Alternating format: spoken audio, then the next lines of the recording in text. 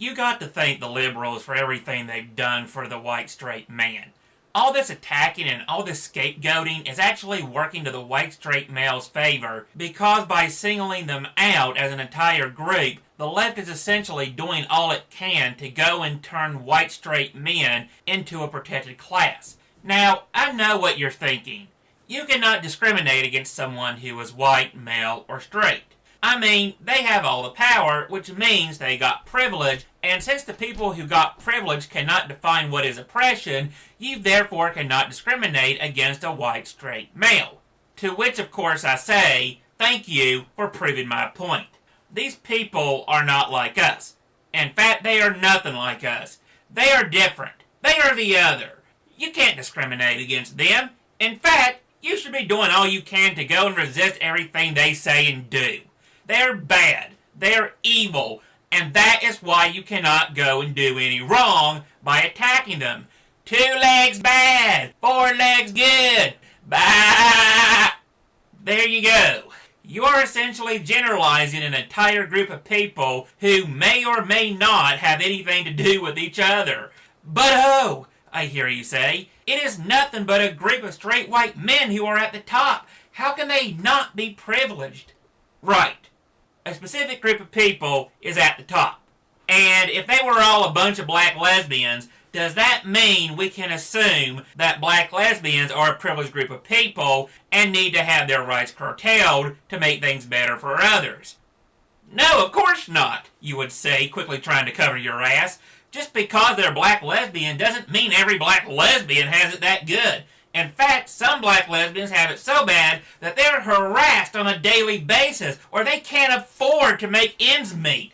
In fact, because of those few who have a problem, we should pay even more attention to the black lesbians because of those who got it bad. Well, if that's the case, does that not mean that every white straight male might be different, might have problems going on in their personal life, or just be so damn broke that they can't afford to go and eat 3 meals consisting of ramen noodles a day? Well, no, of course not. Just because they may have it tough, people who are black, female, or homosexual probably got it even worse because they don't got privilege. After all, a rich black man has it worse than a homeless white man. I am not making this up. This was something that was actually said by a human being. And yes, they were black, for those of you who are wondering. Which goes and makes it apparent that self-interest might be at play somewhere in that statement. This is usually the point where I just give up entirely. Once again, you are demonstrating why the straight white male is going to be a victim class. You do not realize what is good for goose is also good for gander. And by setting up a specific demographic so that anyone can do whatever they want to them, and then on top of it expect said group of people that are being abused to take it with no expected recourse for disagreement, let alone retaliation, what do you expect is going to happen beyond creating a freshly minted victim class, something that is detrimental to all professional victims? Since once this group is now a victim, then tell me, who is left to blame for all of one's ills and misfortunes? I mean, if it weren't for the white straight male, people who are black, female, or homosexual and transgendered might actually have to go and be accountable and might actually have to bring some quality besides merely existing. Still, just for fun, let's play a game first though, shall we? Please tell me which group of people I am talking about in the following paragraph after I remove all traces of easily identifiable references. Damn those filthy blank, always ruining this good country and those who live in it. We should go and kill the blank. If it wasn't for us good blank, who have built and maintained this country since its inception, it would have fallen to pieces by now. We are being marginalized and represented by a bunch of blank, and it is time that we blank fought for what is ours. In fact, I say that we go and kill every last baby that is born to the blank to go and put the fear of the blank people into them. Blank power! Now then, just for fun, I stuck something that both the Black Panthers and the KKK might say just to muddy the waters a little bit. Which, of course, is up to you. The point, however, is not in deciding which group is which. Far from it. The point was to illustrate that the fact that you are more interested in who is who so that you can figure out whether you should be for or against this is the most fucked up thing I have ever heard. And that you should be against it in general, because it really does not matter who the target group is or what group is being talked about. The fact that anyone is being talked about in such a way is not only deplorable, but is the very definition of a hate crime. But hey, as long as the group being talked about is white, then that's just fine. You know, because of privilege. Okay then, you got a funny definition of privilege. If I talk this way to a bunch of black people, does that mean that those black people must also have privilege? It must be so, because apparently being privileged means that it's considered okay to go and make threats against someone's life. Except, oh wait, I'm white, so that would be wrong. But if I happen to be the #1 killer of black people, that is another black person, and I killed another black man, then hey, that's okay, because it's only a big deal when cops and whites kill someone with a dark skin tone. And yes, this is entirely defensible because, as we all know, whites are all terrible, greedy human beings who think of only themselves and no one else, and will gladly steal and kill whoever and whatever they want just to go and satisfy their needs and base desires. Just like those damn filthy niggers. Oh, I'm sorry. Did I offend any special snowflake out there with using that term? Why? After all, you were applauding and agreeing with everything I was saying up until that point, but to go and say that a black person, a group of people that make up 13% of the population in the U.S. and are also responsible for about 70% of the crimes being committed, to go and point out that their self-willed behavior is detestable and uncivilized, and that they are behaving like a bunch of wild animals. How dare I go and say anything like that? I mean, when a white person does it, it's okay. But not our dear beloved black people. They are a victim, and they can't help it because they just don't know any better. I mean, come on. They're black after all. They're not like the white man who actually knows better, and even if they did know better, they're still a victim. So why go and hold them accountable for their actions and deeds? Also, the system we're in is made by a white man. So aren't you being racist by forcing the black man to follow the white man's rules? What's next? Calling someone who's killed a dozen or so people a serial killer, or accusing someone who has slept with a child molester? Then again, on second thought, that would be okay as long as the person doing it was a woman, because only men can be rapists. Whereas for women, she is either the victim of past abuse and is probably seeing this child as a son to her that she wants to protect and satisfy. And if not, then she is probably deeply in love with the child, which is okay because women can't be abusers unlike men. And even if the child is against the idea of sex with another woman, he is then probably gay as a result of his hatred towards women. And even if he is not, then by denying to have sex with this woman, he is in effect raping her. Because by him denying her request for sex, it is in reality revoking her natural and legal right to consent to it. I am not making this up, people. Some waste of flesh actually said this. Holy crap. The only reason you are so concerned about this is because you are frightened and intimidated by how a woman can be willing to defy conventional and social norms. She should instead be supported as a strong and independent woman who is fighting against the prevalent white cis male heteronormative patriarchal oppression that is subjugating all women. And besides, even if none of this is true, for all we know, the little stalker / serial rapist is forcing the woman into doing something that she doesn't want. In which case, we need to get the police ASAP to investigate this deceptive, sneaky, manipulative little 8-year-old heathen before he can go and rape another unsuspecting woman who is really the true victim here. Insert more feminist drivel, victim blaming, and male bashing here. Because if you ever heard of a feminist talk, you know their attachment to reality is tentative at best, and frankly, I have tapped into my quota of crazy for the day, and really, who wants this to go on for another 10 to 20 minutes of hearing what a feminist has to say?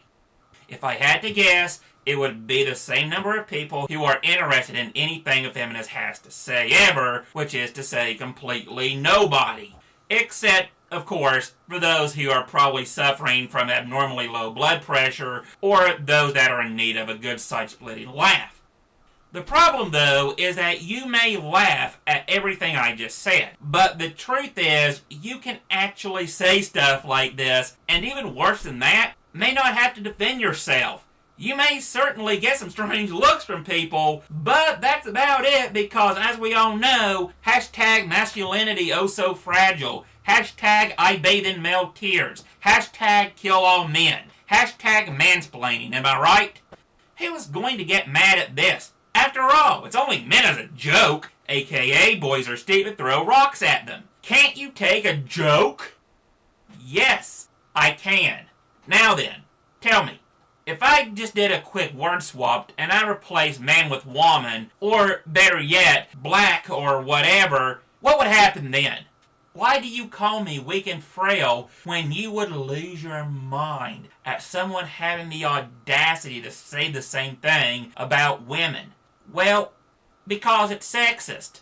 It's sexism to talk about women like that, but when it's about men, then it's just humor or casual banter, and you shouldn't let it worry your pretty little head about it.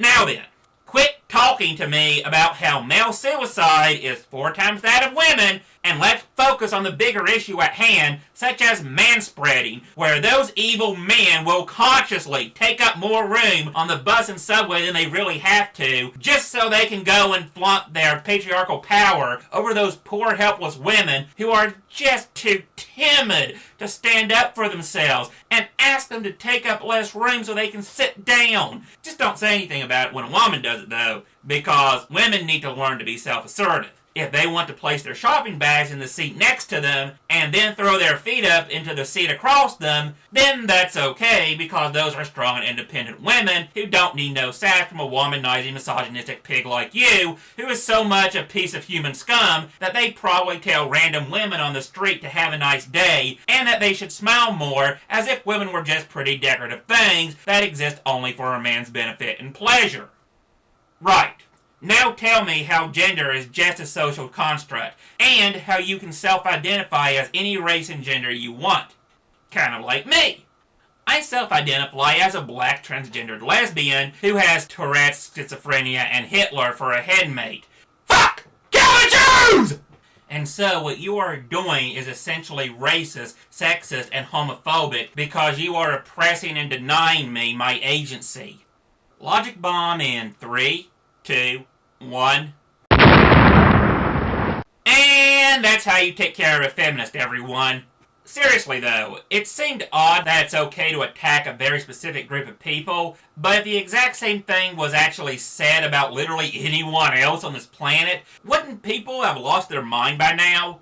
Seriously, this ethno-masochism has to stop. What about the Japanese who are telling the white pigs to leave Japan or having signs that blatantly say Japanese people only? Which is a little more than ironic when you go to a hostess club that has America as part of the name of the hostess club. Or, even better, what about countries that are heavily populated by black people who will then go on and say that they just don't want white people in their country because they want to keep their population pure? In other words, no mulattoes. Now, of course, you can go and say, well, that's other countries and they can do whatever the hell they want because it is their country after all. But if that is the case, then please tell me why white people can't do the same. And also on top of that, if it's China for the Chinese and Japan for the Japanese and Africa for Africans, then why are you saying that white countries are for everyone? If diversity is indeed our strength, like you keep saying it is over and over again, like it's just some kind of worn-out campaign slogan that has gone and lost all of its original meaning, like people are free, America is great, and let's give peace a chance, then why are you only concentrating on just the white country? Isn't that, I don't know, racist? Another question worth asking is, for those countries who are not diversified yet, why are they doing better than white countries? Also, better question, why do you not seem to care that they're not diversified enough?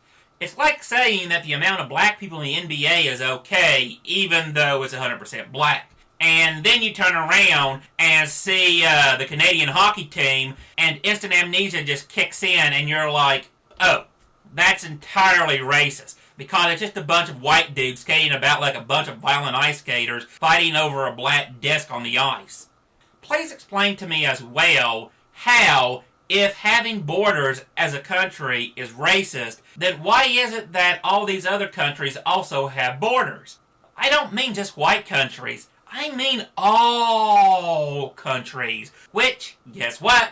That means that our dear neighbor Mexico also has borders.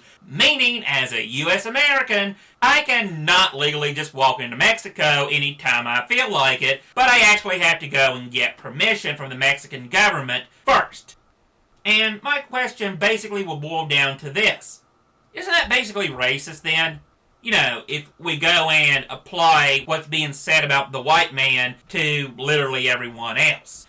Or, and I'm just spitballing on this one, is it only racist when a white guy is doing it? And isn't that racist in of itself? Because white is not the only race that's in the seat of political power, as our last poor excuse for a president who was chosen primarily for his skin color rather than his skills as a world leader has already gone and clearly proven.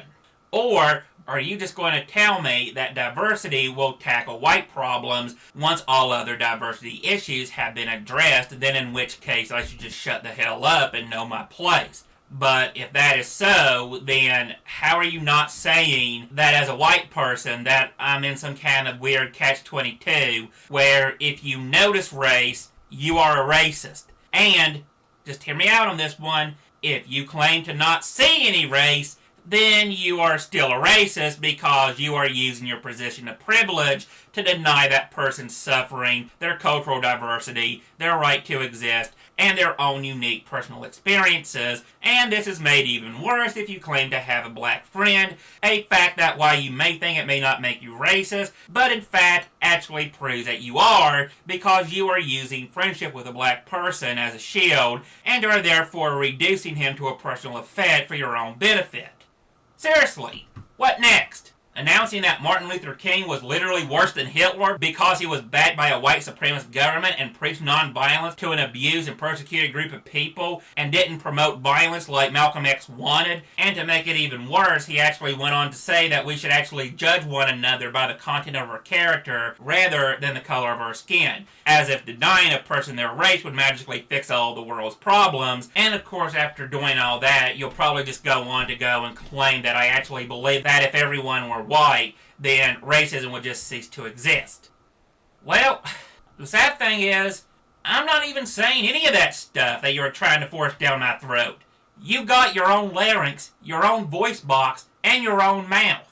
How about just admitting that these are all the things you wish I was saying so that it would justify your hatred of an entire group of people? All I'm asking for is for you not to plunge that knife quite so far into my back the next time around. And the reason I ask this is because it really hurts. And I find it a rude and disrespectful thing to do. So please, if it's not too much to ask, can you please not do that? Also, if possible, can you please tell me how, since race, just like gender, is a social construct, then how can you be blaming an entire group of people for something that they are not responsible for? Aren't you basically blaming an entire group of people due to the sole fact that their skin tone is lighter than yours? And, if so, how is it that is not discrimination? Or, once again, am I to assume that I am merely benefiting from some invisible light-skin privilege, and the reason I can't see it is because it is invisible to people who are light-skinned? just like that red unicorn that is currently standing beside you. But, of course, you being only able to see the color blue would not be able to see it. So I'm afraid you'll just have to go and take my word for it that I am telling the truth and not lying my ass off to suit my own agenda or to seek personal benefit from conning you with an outright lie. Now then, you being a person who can only see the color blue, if you donate to me, a person who can only see the color red, then you will be considered a red-seeing ally, and you will also help cleanse yourself of some of the shame and guilt of original sin that has come about by all the atrocities that blue-seeing people have inflicted against red-seeing people. Seriously though, here's a question I would love to have answered. What do these anti-racism people plan to do about black people who are openly racist towards mulattoes due to their white parentage, and even go as far as considering them to be race traitors because, come on now, everyone has control when it comes to choosing what their ancestry is, just as everyone has control over choosing their gender and race. And, if you doubt me, then ask your nearest SJW, who will then gladly tell you otherwise, and then go on to say that you are such a bigot and that you should kill yourself because society doesn't need a person as terrible and repulsive as you. Sadly though, I can actually provide a YouTube video of a black guy saying how terrible mulattoes are, and, just as a cherry on top now, he even goes out to say how Obama is Kenyan, meaning one of his parents is from Africa and not even from slave stock. The link is in the description, assuming of course that you have lost your will to live by now. Now then, heading to even creepier and more disturbing territories, assuming of course that the white man never does become a victim class like the SJW and feminists keep claiming, and they eventually go extinct, doesn't it occur to anyone else that what's going to happen next is not that everyone is going to immediately join hand in hand with their nearest neighbor and start singing Kumbaya, my lord? Oops, I just triggered an atheist. But rather that a new group of people that is socially acceptable to hate is just going to end up taking their place. Also, going out on a limb here, just who do you think it will be? Odds are good that if it isn't going to be anyone else, then it's going to be the ones that are going to be seen as being a mix of the previous quote-unquote privileged group of people.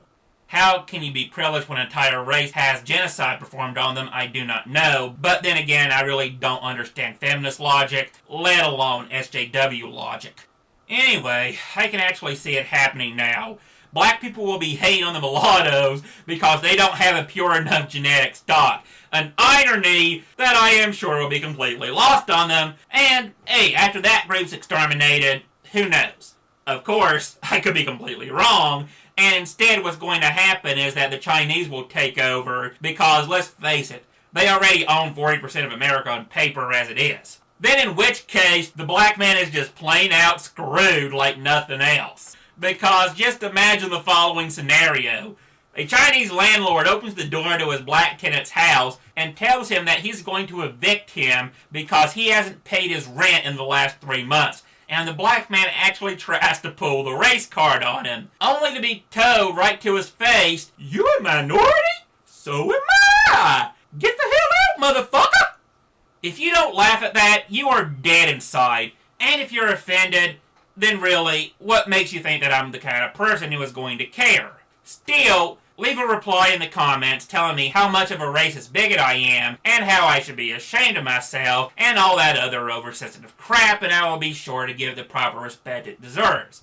Which is to say, I plan on saying, okay, you're offended. And I still don't see why I should care. At which point, I am going to print this out just so I can wad it up and feed it to a goat. And the only reason I plan on doing that is so that at least somebody will benefit from this entire exchange. Personally though, all these identity politics is just for the weak-minded to begin with.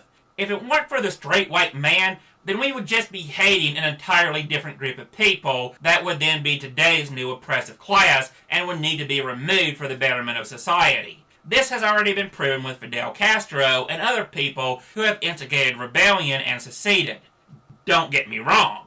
If the government is evil and tyrannical and no longer serves the will of the people, well, as the saying goes, those who do not serve are no longer worth serving. However, with Castro, All he went and proved was that after the U.S.'s reign was over, that just meant Castro's long, violent, and very bloody reign was just going to begin. Apparently, when you get rid of your current suppressors, sometimes all you are doing is just exchanging them with a much worse one. Also, for those who fail to get the analogy that I am trying to make, it is not that white straight males are oppressing anyone, though when you are thoroughly brainwashed, one of course could easily come to that conclusion. Rather, my point is, and always has been, that it really does not matter who is in the seat of power. People, by their very nature, tend to go and do what benefits them the most. The ones that are in power are doing what benefits them the most, and in this circumstance, that is simply creating division among the ranks. Identity politics is nothing more than a distraction. The people that are in office do not give a damn about your race, gender, or your sexual orientation, and they definitely don't give a damn about your fucking gender pronouns that are about as real and tangible as my patience for bullshit and blatant hypocrisy. Although, to be fair, the gender unicorn does make the best sense when it comes to gender identity, because, really now, one is just about as real as the other. And no, I really do not care how offended you are by this, and I do not care if it hurts your feelings. I care about what is and is not true. A concept that you apparently have long since abandoned, given that I have seen from both feminists and quote-unquote anti-racists who have previously made the claim that logic and reason are both sexist and racist because they are concepts that are used by whites and men, and that science and math is also racist and sexist because the rules in place are rigid and inflexible and doesn't allow one to come up with their own answers as to how the world works. At the end of the day, the only thing that is important to those in positions of power is to maintain their positions of power. I really should not have to be telling you this. The government is not your friend. They are your enemy. When you make an appeal to the government, all you are doing is making an appeal to force. Even if you get what it is you want, it is not going to work out the way you thought it would, such as what happened with the income tax, which, originally in World War II, was designed to just halt the spending of the obscenely rich, and nowadays it applies to everyone except the rich.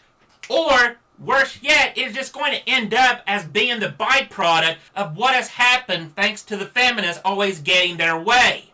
These people are clearly the poster children for hedonism, narcissism, and sociopathy. They do not care about anyone other than themselves. This is why it doesn't really matter which brand of feminism you go and sign up to.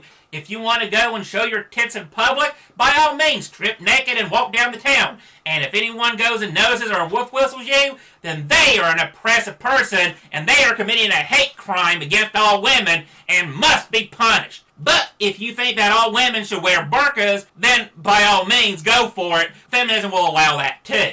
At the end of the day, it doesn't matter what you do. As long as you call yourself a feminist, you're golden. And the thing of it is, feminism is one of the things that have actually ruined this country. It's how the spread of Marxism and communism has gotten into the U.S. Seriously, go and take any woman studies course there is. You might as well have just taken the Communist Manifesto and crossed out proletariat and bourgeoisie and replaced it with man and woman. This is not exaggeration. Communism is being taught in women's studies as the foundation of the entire movement. And then you wonder why people are coming out of college worse than when they entered it, full of batshit insane ideas that don't even apply to reality. Apparently, when you view one group as being victims and one group as being nothing more than abusers, yeah, you can do whatever the hell you want to them guilt-free. How about that? And the thing of it is, just by looking at the pure numbers, men are such sexist pigs, they only put men in office. Yet, women are the majority of voters. They make up like 60% of the voting bloc. So, just in pure numbers, men are fucked. These women, their heads are so filled with how they're such a victim and how it's all men's fault that the average woman cannot think beyond anything that does not serve her needs and goals. And you can see this in marriage. They have removed all the negatives from marriage for women and removed all the benefits for men. And most women are like, why don't men want to marry? And I'm just like, well, okay, what do you expect? You're making marriage a shittier and shittier proposal, and then you expect men to keep doing it because vagina. Sex isn't the only thing men think about, ladies. We actually do give a damn about self-preservation. And apparently, if you're going to be eating noodles in a cramped small apartment, and your ex-wife is now living with her new husband and your kids, and you got to pay for everything they need, it's kind of like, well, geez, let's just skip the middle step. If I wanted to live in a studio apartment and live a complete Spartan lifestyle, well, apparently, if you're going to live for your hobbies, and your hobbies aren't all that expensive, apparently you don't need much money. But of course, he wants to go and think and consider men. Why would you go and consider anything about them? After all, if you go and side with men, you must be misogynistic against women. You must hate women because, hey, when we go and talk about how women are mistreated and how women need to be defended and everything else, I mean, that's what we do with men, so we assume when you're talking about men, you must be a misogynist. But even if we're misandrous, that don't really matter because that's not really a word, and men got privilege, so we can do whatever we want to them, and it's okay. Maybe after 200 years, we might actually give a damn, but all these lies we've told how men just oppress women throughout the ages, well, you're a terrible human being if you don't buy into them lock, stock, and barrel.